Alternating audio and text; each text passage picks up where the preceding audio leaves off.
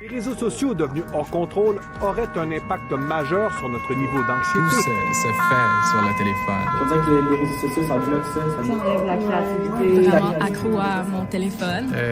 Ça devient problématique. J'espère que moi, je veux pas comme exiger ça à mes enfants. Par exemple, c'est sûr qu'il y a un côté nocif, puis il faut pas tomber dans l'excès, justement. Pour mieux comprendre la génération Z, nous en avons interviewé quelques-uns directement dans une école secondaire. La majorité d'entre eux que nous avons interviewés ont répondu utiliser en moyenne 5 à 6 heures leurs écrans par jour. Dû au temps passé des jeunes sur leur écran, est-ce qu'on peut parler de cyberdépendance ou d'hyperconnectivité? Voici ce que le professionnel de la santé publique Jean-François Biron nous a fait part. La cyberdépendance, ce sera un état clinique où une personne est vraiment incapable d'arrêter malgré ses efforts. Donc, l'hyperconnectivité, ça témoigne d'un phénomène social avec l'accès aux connaissances, donc tous les bienfaits, tous les côtés pratico-pratiques pour traiter de l'information et tout ça. Et de là, va quand même se développer des usages. Et lorsque certains usages particuliers deviennent excessifs ou prennent trop de place, là, à ce moment, ils peuvent devenir négatifs. Mais comme tel, l'hyperconnectivité n'est pas nécessairement mauvaise. C'est donc ceci qui nous amène à notre question de recherche. Comment les usages des médias sociaux affectent-ils la santé mentale des adolescents? Mais d'abord, avant de se lancer sur la question, pourquoi avons-nous choisi de parler des jeunes en particulier?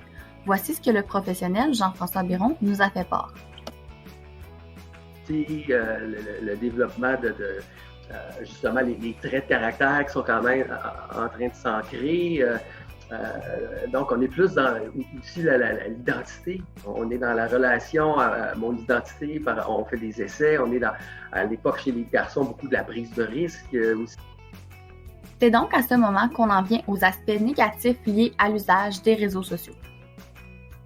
Premièrement, on peut parler de la diminution de l'estime de soi.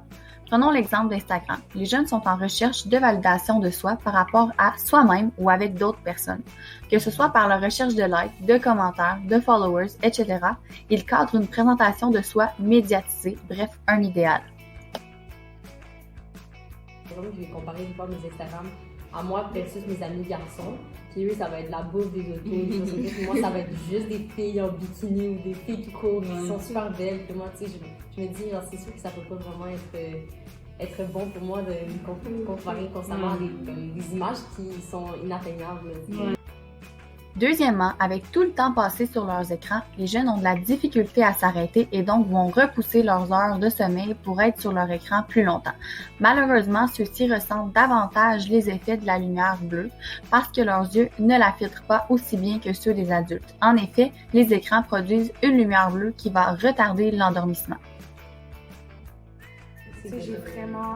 J'ai vraiment beaucoup moins de sommeil à cause de ça, tu sais. Puis je me suis habituée à ce cycle-là, même si je vais plus sur mon téléphone, mettons 30 minutes avant de me coucher, je vais toujours m'endormir à la même heure, même si je vais pas, parce que, tu sais, je suis toujours habituée à ça. Puis ça, c'est vraiment la pire chose, je pense, que les réseaux sociaux, là.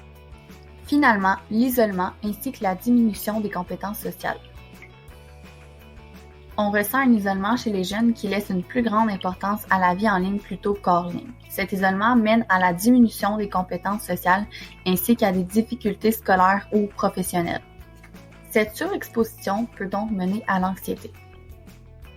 Des ressources d'aide sont disponibles comme des organismes tels que Tel Jeune ou Pause. Aussi, il ne faut pas oublier les aspects positifs des médias sociaux comme l'accès à l'information et l'accès à des figures inspirantes.